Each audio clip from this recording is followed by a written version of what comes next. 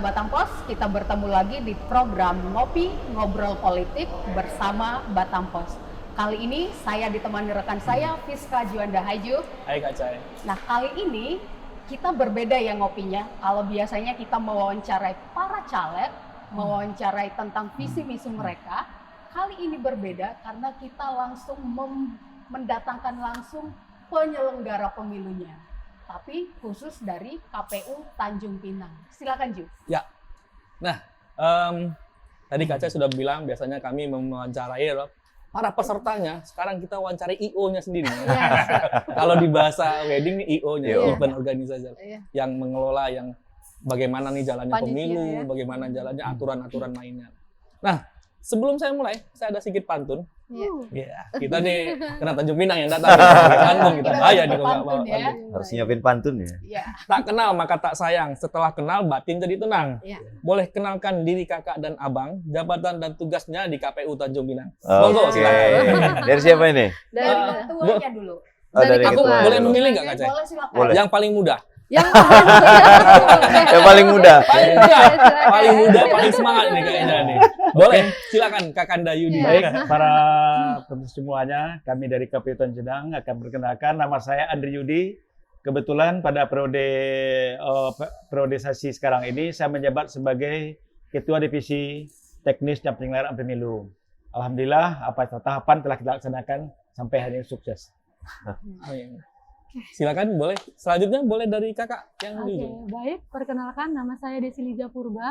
Berdasarkan hasil kesepakatan pleno dipercaya di Divisi Perencanaan Data dan Informasi di KPU Kota Tanjung Pinang. Abang yang di tengah, saya sisakan di ujung, di paling akhir ya bang. Sabar ya bang. Silakan kakak yang di sini. Betul, biasa. Boleh, silakan kak. Baik, perkenalkan nama saya Novina Damayanti. Saya adalah Ketua Divisi Sosialisasi Pendidikan Pemilih, Partisipasi Masyarakat dan Sumber Daya Manusia. Waduh, berat ini. Partisipasi. Iya. Partisipasi ini berat nih kak. Itu Belajar di sini orang berat ini. ya guys. Iya. Boleh kakak. Baik, siap. Bismillahirrahmanirrahim. Assalamualaikum warahmatullahi wabarakatuh. Perkenalkan, saya Susanti, Divisi Hukum dan Pengawasan periode 2023-2028. Oke, terima kasih. Dah kita belum, masih ada satu. Lupa ya. Tapi kenapa saya menyisakan ini di akhir? Mungkin nanti pembaca Batam Pos tahu. Boleh bang, perkenalkan diri. Oke. Sebagai apa? Baik, nah selamat sore saudara pemirsa. Saya Muhammad Faizal, saya sebagai Ketua KPU Kota Tanjung Pinang periode 2023-2028 dan untuk divisi saya bertanggung jawab di Divisi Keuangan Umum dan Logistik. Nah, ini alasan kenapa saya sisakan ini di akhir. Iya. Karena ketuanya. Karena ketuanya. Ya. Ketua Iya. Boleh Kak Cai, mulai Untuk memulai acara ini, kita pengen tahu juga dong umumnya nih program dari KPU Tanjung Pinang sendiri untuk menghadapi kesiapan pemilu 2024 nanti seperti apa itu Bang? Kak, mungkin dari ketua atau silakan berbagi diskusi dulu. Per divisi ya. Baik, mungkin saya mulai bahwa KPU Kota Tanjung Pinang dalam tahapan kepemiluan pemilu serentak tahun 2024 ini sudah berjalan sedemikian rupa.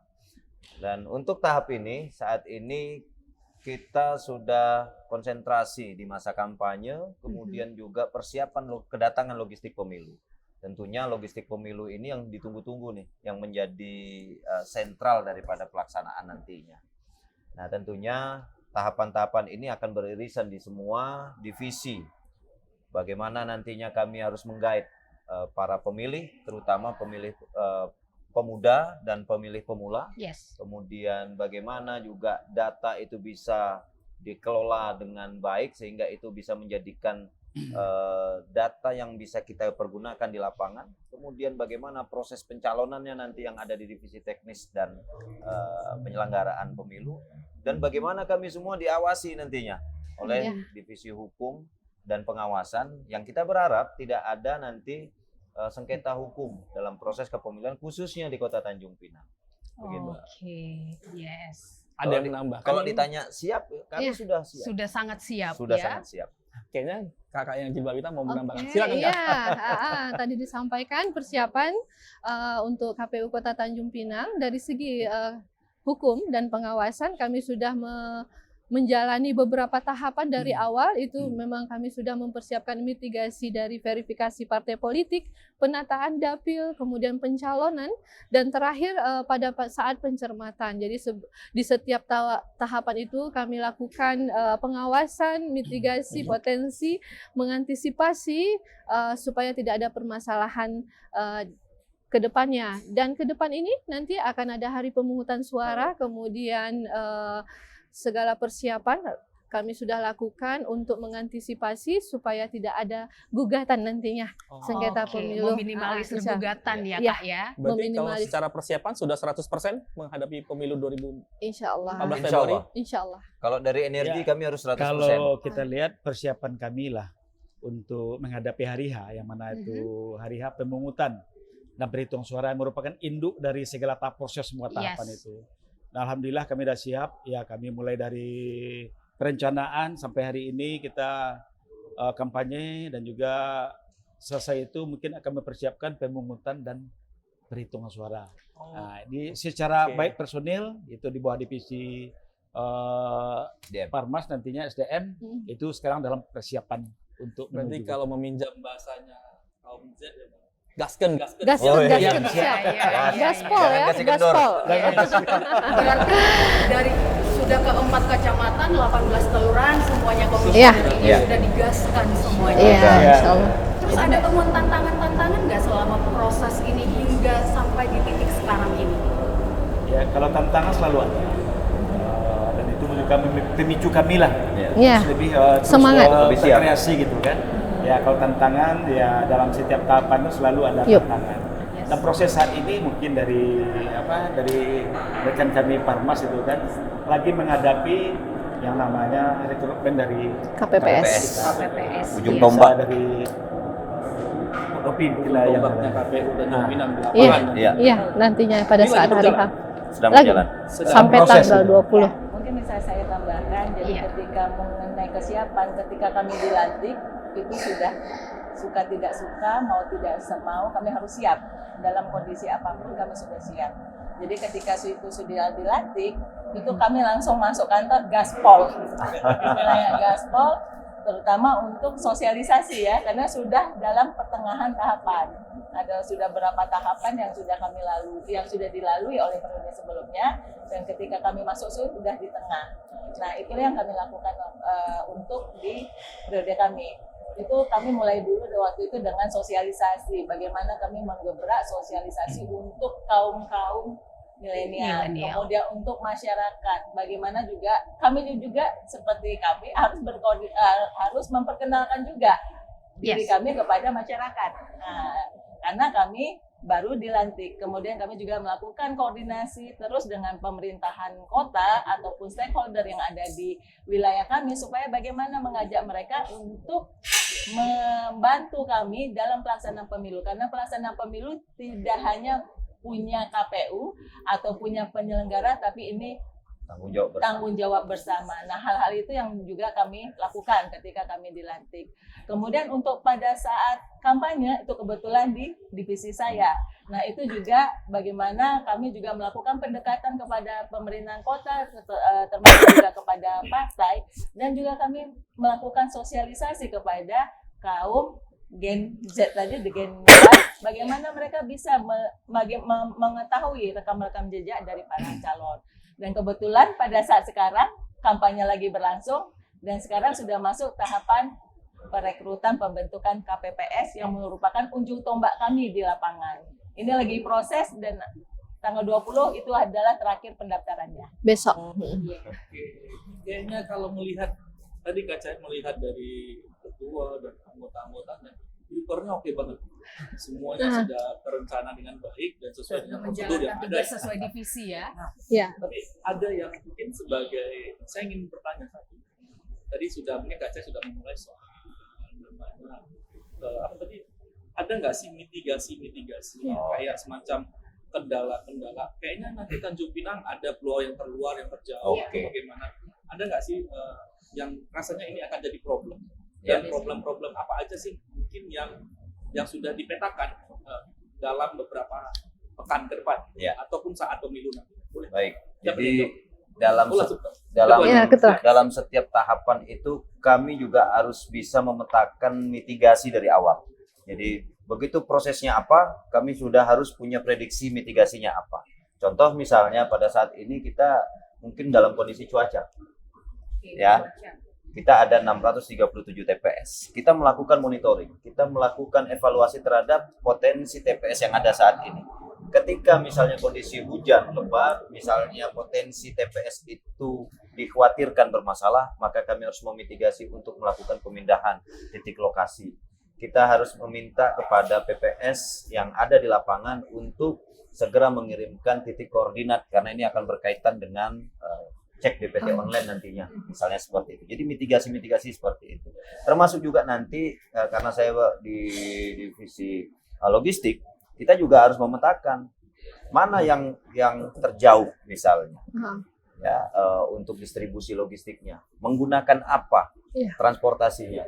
Apakah itu cukup dengan kendaraan roda 4, ataukah nanti harus disambung dengan roda 2, atau bahkan mungkin dengan dipikul misalnya. Nah, sampai di situ juga kami sudah memetakan. Sehingga H-1 pada saat distribusi logistik nantinya di tanggal 13 Februari 2024 itu kita memastikan logistik itu bisa sampai ke TPS sebelum nanti TPS itu dibuka.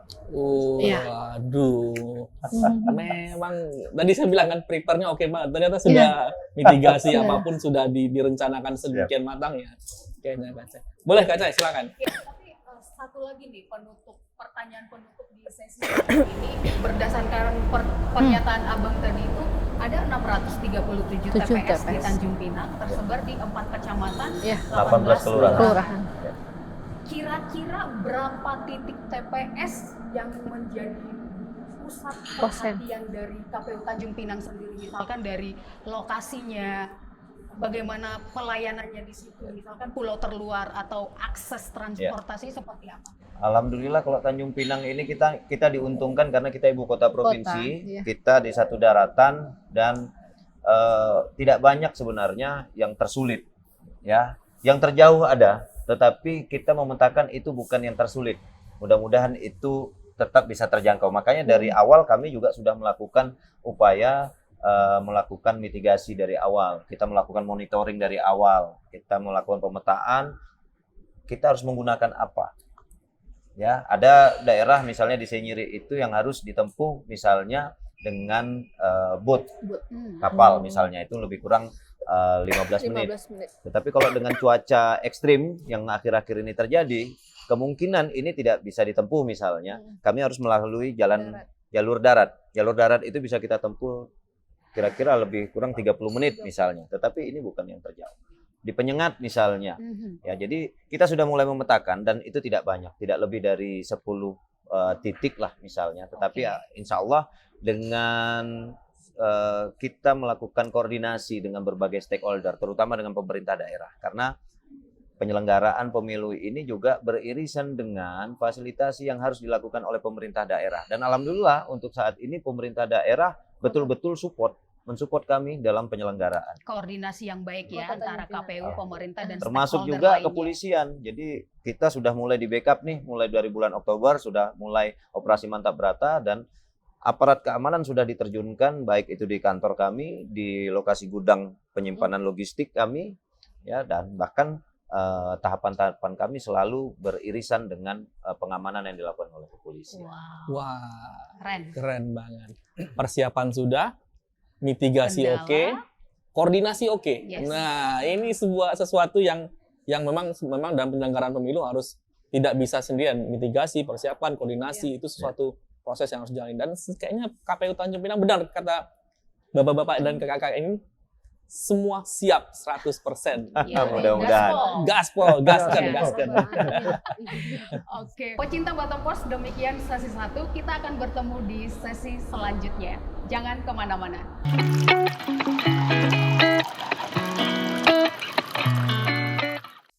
Masih bersama saya, Juanda, dan Kak Cahaya, dan para abang dan kakak dari KPU Tanjung Pinang yang ganteng-ganteng ini. Ya. Nah, kita masih berada di lobinya Swiss Bell Hotel Harbour Bay Batam.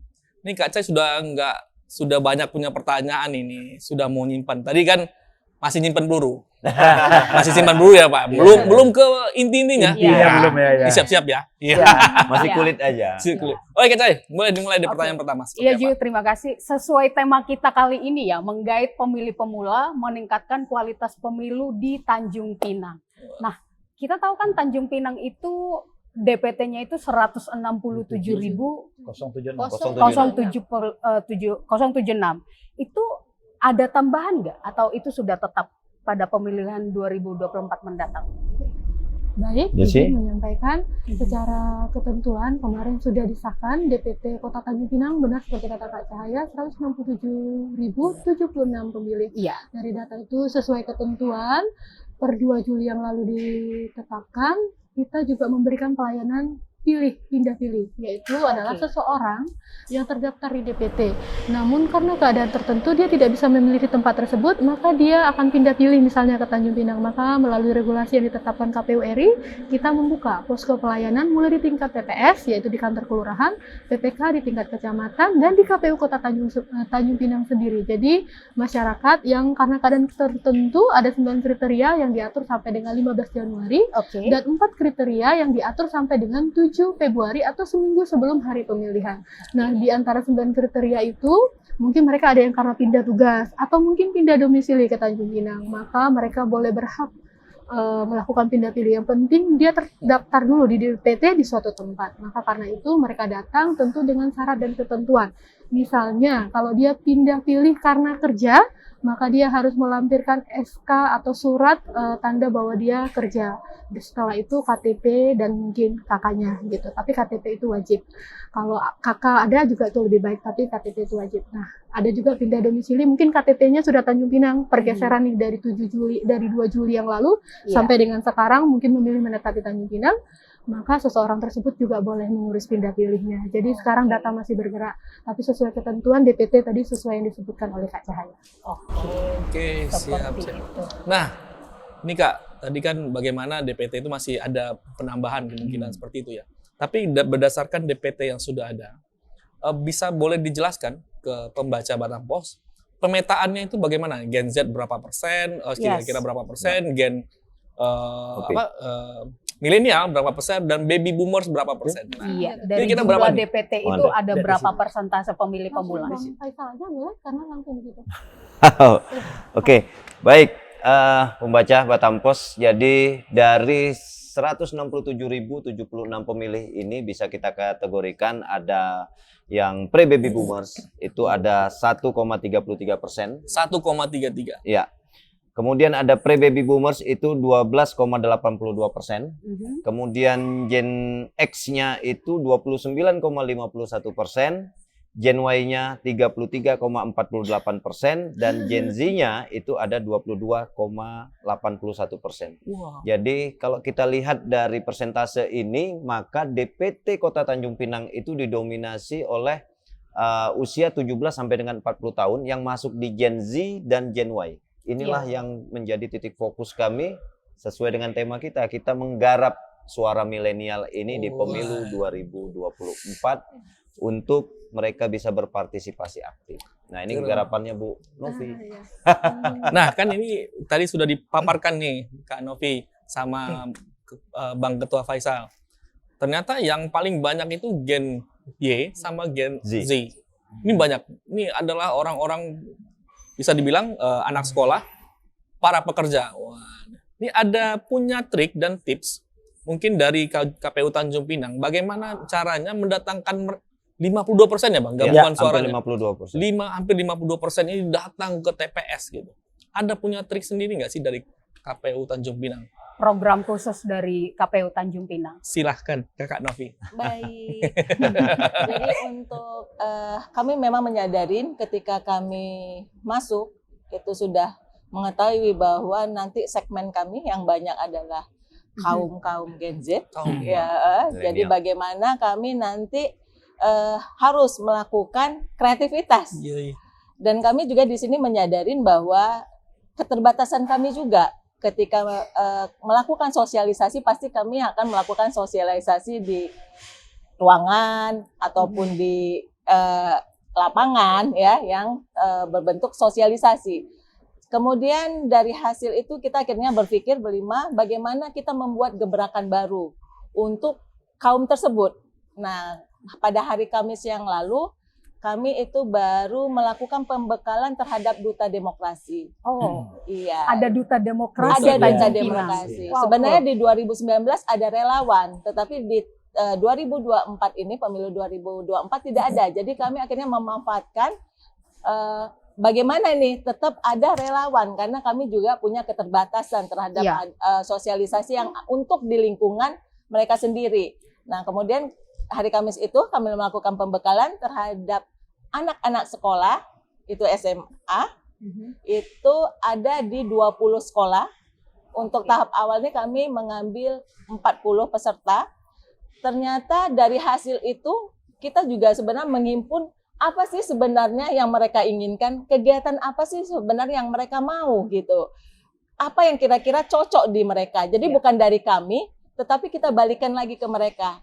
Nah, ternyata antusiasnya sangat besar dan ide-idenya sangat cemerlang yang saya juga sampai terpana ya. Oh, ternyata memang idenya juga sangat baik, dan kemudian kita bikin grup juga, ternyata mereka sangat merespon. Sampai saat ini mereka pingin ini, mereka pengen itu, tetapi kami tetap di KPU akan mensupport. Jadi apapun yang mereka butuhkan, materi atau pembekalan seperti apa, atau mereka pingin apa, kita juga akan tetap mensupportnya. Jadi memang untuk di Kota Tanjung Pinang, itulah nilai yang kami berikan kepada kaum Z tersebut, kaum milenial tersebut. Oke, cukup menarik ya Menarik untuk banget. mengetahui program-program KPU Tanjung Pinang dalam menggait pemilih pemula di pemilihan umum 2024 mendatang. Tapi yang jadi pertanyaan Kak, ini kita khusus ke pemilih pemula dulu. Pemilih pemula ini kan adalah mereka yang perdana sekali mengikuti pesta demokrasi ini, memberikan hak suaranya. Nah, salah satu syarat untuk memberikan hak suara itu adalah kita harus punya KTP. Benar. Nah, sudah berapa persentase pemilih pemula yang sudah memiliki KTP, dan apa program dari KPU Tanjung Pinang sendiri koordinasi dengan Dinas Kependudukan dan Catatan Sipil? Baik, terima kasih pertanyaannya, sudah luar biasa. Ini mungkin momen kami juga menyampaikan melalui Bakantos.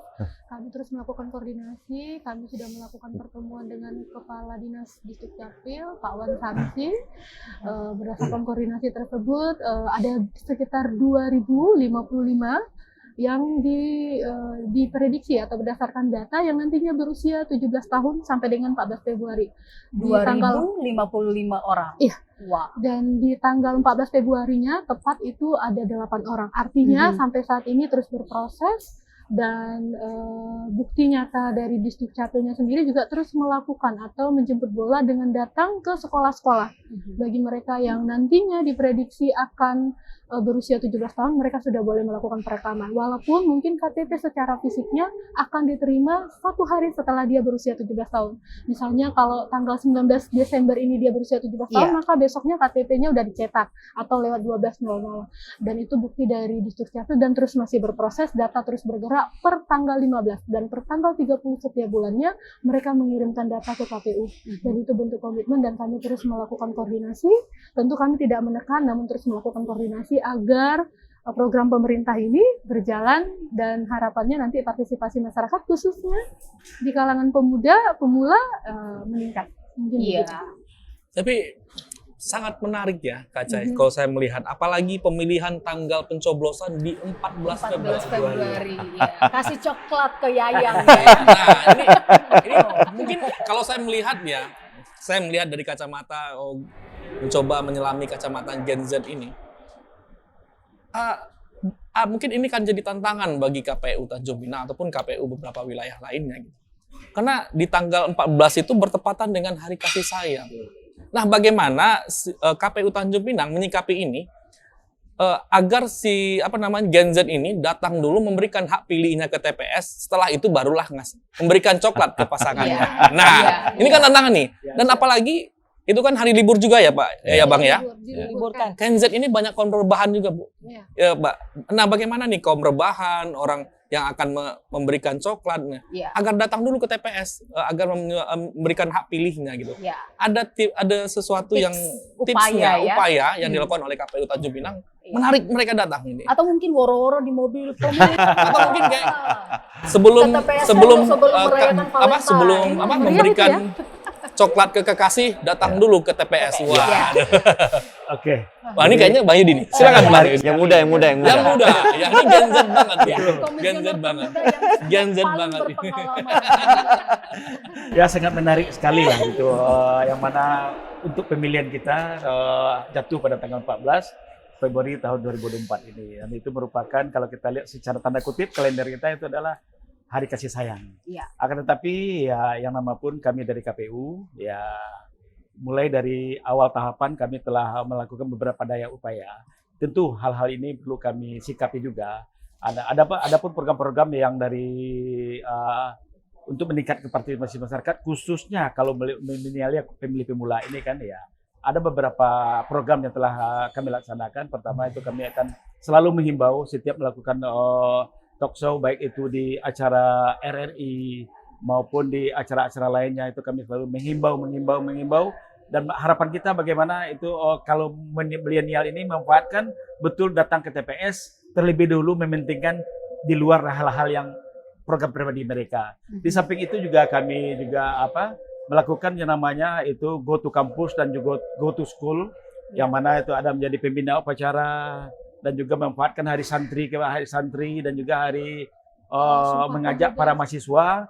Ya artinya KPU tidak kalah juga dengan strategi-strateginya menghimbau kaum milenial ini bagaimana untuk mengutamakan dan meningkatkan partisipasi masyarakat, khususnya tanda kutip pemilih pemula kita ini, sehingga harapan kita meningkatkan harapan target dari nasional yang 77,5%, ya kita tingkatkan kalau bisa lebih dari itu target kita ke depan.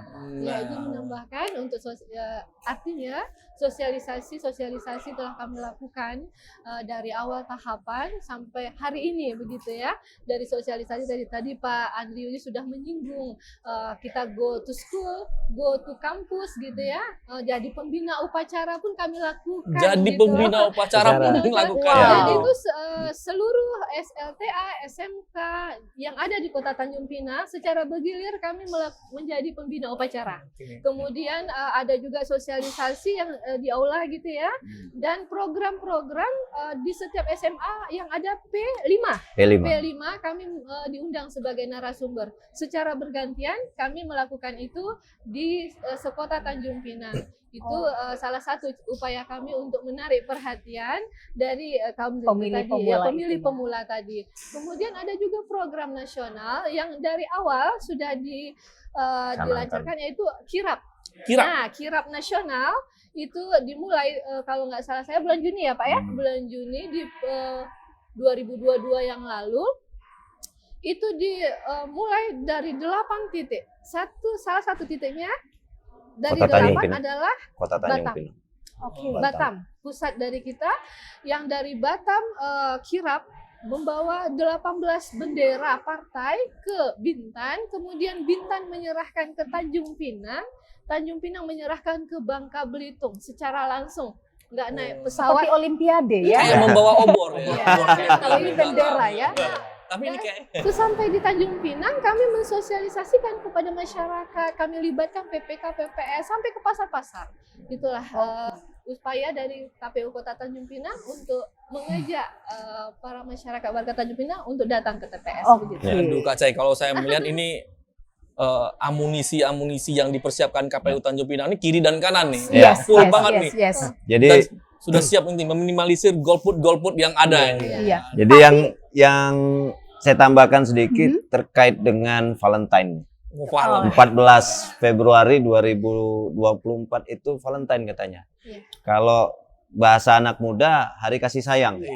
Kalau versi KPU hari kasih suara. Iya. Jadi kalau memang sayang ke negara ini, kasih suara Anda. Yuk kita datang ke TPS karena 52% itu khususnya di Tanjung Pinang itu sangat berpengaruh untuk perubahan Kota Tanjung Pinang apalagi di Indonesia. Jadi 14 Februari bukan hari libur, tapi hari yang diliburkan, hari di mana kita diminta oleh negara untuk datang ke TPS sebagai bentuk kasih sayang kita kepada negara untuk menyuarakan aspirasi kita melalui bilik TPS. Kayaknya Setelah itu ada kasih coklat ya. kayaknya ada tambahan nanti di 14 Februari, tidak hanya hari kasih sayang tapi hari kasih suara. Iya, Wah. gitu. Mungkin bisa saya tambahkan juga. Boleh. Sebenarnya kami tidak hanya fokus kepada pemilihnya, Ya. tetapi kami juga menghimpun partainya. Iya. Karena mereka juga berperan untuk mengajak Berpartisipasi. pemilih untuk datang. Nah, untuk kegiatan di Kota Tanjung Pinang juga melakukan itu. Jadi kami memberikan ruang kepada setiap partai untuk berorientasi untuk visi, misi, terus apa sih program kerja yang mereka lakukan, itu kami lakukan di lingkungan luar, yang ketika itu ormas kami undang, kemudian juga masyarakat. Jadi itu kami lakukan di Tugu Siri pada waktu itu juga untuk, jadi tidak hanya dari segi pemilih, tapi kami juga meminta partisipasi dari partai politik juga, untuk ya. ikut berpartisipasi, Ini mengajak. Ya. Kalau di wedding ini termasuk IO yang baik, IO yang prepare. Iya. Biasanya IO yang Prepare baik dan banget, prepare ya. ini akan terpilih lagi di masa datang. Wah, Amin. akan dipakai lagi di masa Iya. datang. Kayaknya begitu. Udah 2 periode. Oh, udah diberi. Udah naik lagi kan. Oke. Tapi sesuai pernyataan para komisioner tadi itu, mereka sudah melaksanakan sosialisasi pendekatan-pendekatan ke sekolah untuk pemilih pemula. Terus secara general, baik ke pemilih pemula atau pemilih di Tanjung Pinang, seantusias apa mereka menghadapi pemilu 2024 ini?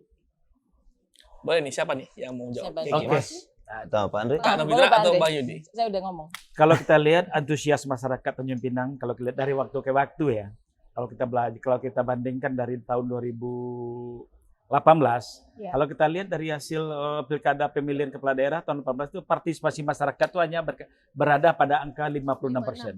Oh, 56%. Dan kita lanjut lagi kalau untuk ke pemilihan kepala daerah tahun 2020 itu cukup lumayan tinggi, cuma lebih dari menembus angka 60%.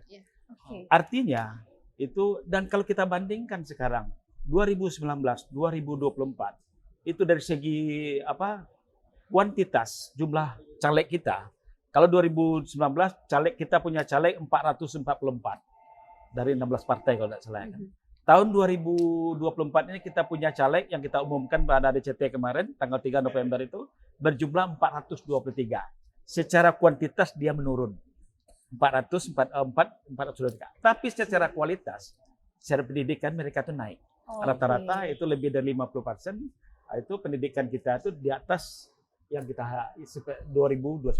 Tapi tentu KPU Tanjung Pinang punya PR sendiri dong untuk meningkatkan persentase itu betul. kalau bisa di atas 80%. Ya. Apa upaya untuk meminimalisir supaya tidak terjadi golput atau pemilih di Tanjung Pinang itu aktif memberikan hak suaranya ketika hari H nanti? Ya, artinya di samping kualitas para caleg kita dan untuk meningkatkan partisipasi masyarakat itu di samping KPU sendiri selaku penyelenggara, partai politik selaku peserta pemilu yang punya konstituen juga bertanggung jawab untuk meningkatkan itu. Dan kami dari segi regulasi dan juga menghadapi ini, pertama itu telah melakukan segala daya upaya, semua tingkatan. Kalau kita lihat, kalau pemilu tahun 2011 kita punya relawan demokrasi yang bergerak dari 11 elemen, yang sekarang itu ada juga yang seperti tadi, ada duta demokrasi, dan juga ada juga di tingkat-tingkatan kita, mulai dari PPS kita, ada juga PPK di tingkat kecamatan, itu selalu gencar untuk memberikan informasi kepada masyarakat mengenai edukasi dan juga program kita, itu Go to Campus, Go to School, dan juga P5 tadi, ya kita selalu aktif, dan tentu harapan kami juga di semua tingkatan untuk kaum emak-emak itu di pengajian, kami ikut dalam hal hadir, sehingga harapan kami partisipasi masyarakat yang selama ini relatif dan target kita secara nasional 77,5%,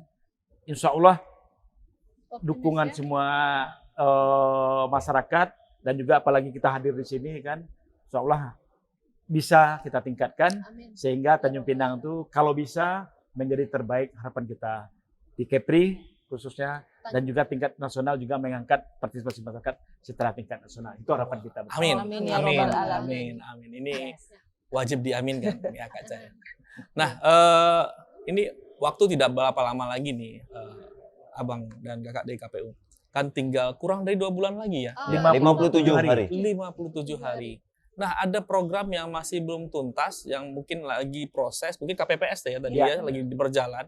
Ada program lain yang mau akan dijalankan dan mungkin sampai sampai 14 Februari apa aja? Kira-kira mungkin siapa yang bisa menjawab?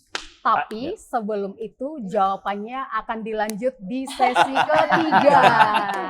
Silakan disimpan dulu. Kayaknya dan disimpan dicatat. ya. Disimpan dulu nih. Yes, Siap, jangan siap. kemana-mana sampai bertemu di sesi ketiga.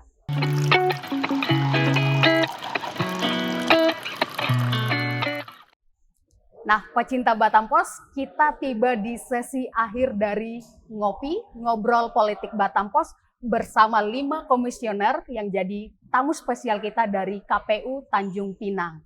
Nah, di sesi akhir ini Ju, kita ada pertanyaan yang belum terjawab dari awal hingga akhir tadi itu. Ini kan waktu tinggal sedikit ya. 14 Februari itu tinggal sekali kedip mata, sudah langsung besok ini ya. Terus apa nih program-program dan pekerjaan dari KPU Tanjung Pinang yang harus dituntaskan sebelum 14 Februari tiba? Kayaknya yang bisa menjawab dulu nih dari yang sedang berjalan gimana? Dari ujung sana atau dari ujung sini? Dari Kak Desi dulu. Ayo Kak Desi yang paling dekat dengan saya.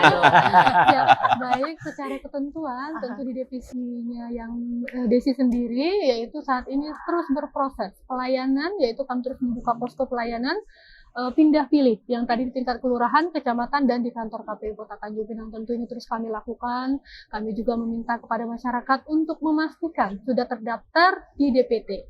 Nah, kalau belum terdaftar di DPT, maka dia bisa jadi DPK. Nanti ada regulasi yang mengatur seseorang tersebut bisa menyalurkan hak pilihnya. Nah, tentu bagi masyarakat untuk memastikan, termasuk Kak Cahaya nih, sama Bang Juanda, sudah terdaftar nggak ya? Atau aku di DPT mana ini gitu ya? Atau saya di DPT mana? Jangan lupa melalui web yang dibuat oleh KPU RI dan tentu bisa digunakan oleh seluruh masyarakat, yaitu cek DPT online. Nah, dari laman itu kita hanya meletakkan nomor NIK atau KK, nanti langsung kelihatan itu kita di TPS berapa. Misalnya Desi Lija Purba di TPS 3 di Kelurahan Batu 9, Tanjung Pinang Timur, dan potensi TPS-nya juga langsung ada di laman itu di pojok sebelah kanan, jadi masyarakat bisa tahu langsung. Jadi bagi masyarakat pastikan. Dan kalau sudah terdaftar karena keadaan tertentu pindah, kami juga siap memberikan pelayanan. Mungkin demikian. Terima kasih. Oke, kalau dari Kak Susi gimana? Novi. Kak Novi. Ya. Baik. Kalau dari saya tuh yang lagi di depan mata ya, ini termasuk dengan SDM, itu bagaimana pembentukan KPPS yang tadi disampaikan bahwa memang menjadi tantangan kami. Bagaimana bisa terpenuhinya 4.459 KPPS di seluruh kota Tanjung Pinang. Ini juga merupakan tantangan bagi kami. Kemudian yang tantangan kedua untuk sampai nantinya adalah bagaimana KPPS ini bisa diberikan bimbingan teknis yang secara benar dan betul-betul dipahami oleh mereka supaya tidak ada kesalahan-kesalahan di TPS. Itu menjadi PR dan memang ini lagi kami formulakan untuk bagaimana ini bisa berjalan dengan baik. Oke. Ya, baik Mbak. Jadi saat ini kami KPU Kota Tanjung Pinang sedang menjalani tahapan kampanye yang nanti berakhir di tanggal 10 Februari dari tanggal 28 November kemarin. Kemudian perekrutan KPPS yang sedang berlangsung dari tanggal 11 sampai tanggal 20 nanti. Kemudian juga ada tadi Mbak Desi masalah DPTB pindah pilih itu juga berlangsung sampai 15 Januari untuk 9 kriteria dan 4 kriteria itu sampai tanggal 7 Februari. Kemudian masuklah kita dalam hari pemungutan suara. Nah, untuk hari pemungutan suara ini mungkin informasi untuk kita semua Mbak dan Mas bahwa di TPS itu ada tiga kategori pemilih. Yang pertama itu adalah DPT yang ditetapkan oleh KPU, tadi sudah disampaikan oleh Pak Andri Yudi dan Bu Desi, sejumlah 167.076 pemilih. Kemudian tadi ditanyakan juga sama Mbak, ada tambahan enggak ya gitu. Jadi sekarang saat ini proses pindah pilih sedang berlangsung, nanti berakhir di tanggal 7 Februari, itu yang disebut dengan DPTB. Tadi DPT yang pertama, yang kedua DPTB, dan yang ketiga adalah DPK. Siapa itu DPK? pemilih yang menggunakan KTP pada saat hari H sesuai dengan domisilinya, alamat domisilinya, dengan syarat yang bersangkutan tidak terdaftar di dalam DPT dan tidak terdaftar di dalam DPTB. Dia menggunakan KTP. Gitu. Jadi dalam kesempatan ini kami menghimbau kepada Bapak Ibu pecinta Batam Pos dan kita semua sudah masuk manakah kita, kategori manakah kita sebagai pemilih di hari pemungutan suara tanggal 14 Februari nanti. Cek dan recheck dulu. Cek dan recheck tadi disampaikan Dari website tadi ya. online gitu ya. Mari kita semua masyarakat terutama Kepri dan Kota Tanjung Pinang memberi kontribusi nyata. Kontribusi nyata di hari H selain memberi suara, selain memberi coklat ya nantinya juga memberikan suara di hari 14 Februari tahun 2024 nanti. Terima kasih. Bang Yudi sudah siap-siap ini. Iya. Kayaknya Bang Yudi, aku kapan ditanya ya? Silakan Bang Yudi. Oke, kalau kita lihat ada beberapa sangat penting yang pekerjaan kita yang kita tuntaskan. Pertama yaitu tentang tahapan yang sudah di depan mata, tinggal 57 hari lagi. Tentu di samping tadi ya, yang sangat dominan itu pembentukan KPPS dan bimbingan teknisnya. Yang tak kalah penting adalah logistik kita. Insya Allah logistik kita sampai hari ini alhamdulillah sudah ada juga di gudang, sudah masuk gudang. Dan insya Allah tanggal 30 itu logistik utama kita, surat suara itu akan datang masuk ke kantor ke gudang. Dan itu akan kita lipat, akan kita setting sesuai dengan jumlah pemilih per TPS, tambah 2% dari jumlah pemilih. Dan itu akan kita distribusikan H-1. H-1 dari berarti tanggal 13 itu sudah ready semuanya di TPS. Dan juga TPS-nya sudah oke. Dan tentu hal ini kita harapkan tidak ada kendala, tidak ada persoalan. Mudah-mudahan semua target yang telah kita siapkan dapat terlaksana dengan baik sehingga kita running tanggal 14 itu sesuai dengan harapan kita. Ya, PR Bang Yudi ya, untuk menjaga surat suara itu tepat sasaran. Jangan berlebih, jangan kurang. Nanti ada kecurangan bahaya. Iya, harus pas. Yes. Boleh dari ketua KPU Tanjung Pinang mungkin closing statement sedikit, Pak. Oke, baik. 14 Februari itu kan pesta demokrasi. Ya. Namanya pesta itu harus kita sambut dengan riang gembira. Jadi ya memang kita harus penuh semangat untuk kita merubah masa depan khususnya di Tanjung Pinang dan Indonesia pada umumnya. Tadi disinggung masalah coklat-coklat nih. Saya hanya menyampaikan, menghimbau kepada seluruh masyarakat Kota Tanjung Pinang khususnya untuk 14 Februari ini kita jaga kondusivitas menjelang dan pada saat pelaksanaan pemilu 2024 yang akan datang, karena ini kampung kita yang penuh kesantunan, maka kita harus melaksanakan pemilu ini secara bertanggung jawab. Bicara dengan coklat, saya tutup dengan satu buah pantun untuk pembaca. Minum susu rasanya coklat, dinikmati dengan roti panggang. Mari bersama satukan niat, laksanakan pemilu dengan riang. Balas Ju. Saya tutup ini, saya balas pantun Abang. Sedikit aja ya Bang ya. Kalau salah jangan diinikan. Ini belitnya tarik ke belakang padang. Wih, jauh nih. Ditambahkan es. Mari sukseskan pemilu mendatang dengan datang ke TPS. Luar biasa. Bersambut. Membaca Batam Pos, kita sampai di penghujung acara.